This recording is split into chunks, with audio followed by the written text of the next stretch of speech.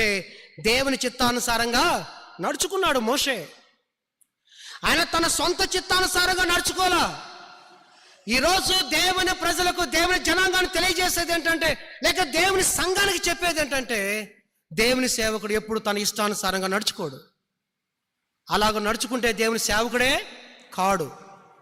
ఒకవేళ మనుషులు మెప్పుకోరి, మనుషులు చేయమంటున్నారు కదా, ఇలా ఉండమంటున్నారు కదా అని మనుషులు చెప్పినట్టుగా అనుకూలంగా నడుచుకున్నా దేవుని సేవకుడుగా ఉండలేడు. దేవుడు ఆ వ్యక్తిని విడిచిపెడతాడు, ఆ సేవకుడిని వాడుకోడు. పౌలు ఇట్టి విషయాన్ని బట్టే భయపడి ఈ మాట అన్నాడు. గలతీ పత్రిక 1వ అధ్యాయం 10వ వచనం. గలతీ పత్రిక 1వ అధ్యాయము 10వ వచనం. ఇప్పుడు నేను మనుషుల దయను సంపాదించుకొన జూచుచున్నానా? yes దేవుని దయను సంపాదించుకొన జూచుచున్నానా? నేను మనుషులను సంతోషపెట్టగోరుచున్నానా? నేను ఇప్పటికీ మనుషులను సంతోషపెట్టే వాడనైతే క్రీస్తు దాసుడను కాకపోదు. మనుషులను సంతోషపెట్టేవాడుగా ఉంటే దేవుని సేవకుడు దేవుడికి సేవకుడుగా ఉండడు, ఇంక విడిచిపెట్టేస్తాడు దేవుడు.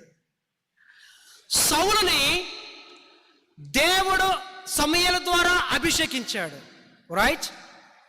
ఆ తర్వాత సౌలు ఆ అభిషేకాన్ని బట్టి దేవునికి ఇష్టమైన పనులు చేయలా, దేవునికి అనుకూలంగా లేడు, తన సొంత ఆలోచనతో నడుచుకున్నాడు, తన ఇష్టానుసారంగా చేయటం మొదలుపెట్టాడు.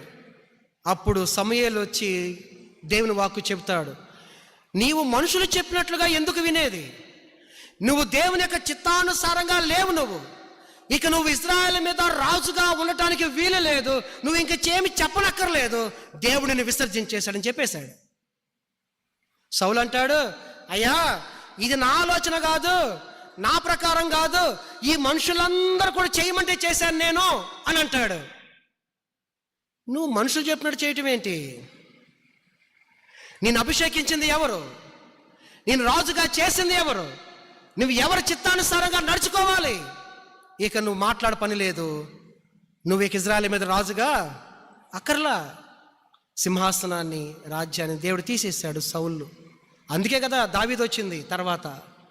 ప్రియమైన దేవుని బిడ్డలారా, దేవుని దృష్టికి ఏది న్యాయమో అది దేవుని సేవకుడు ఎంచుకొని చేయాలి, నడుచుకోవాలి. మేము ఎందుకు ఇలాగ ఉంటామంటే ఇదే కారణాలు.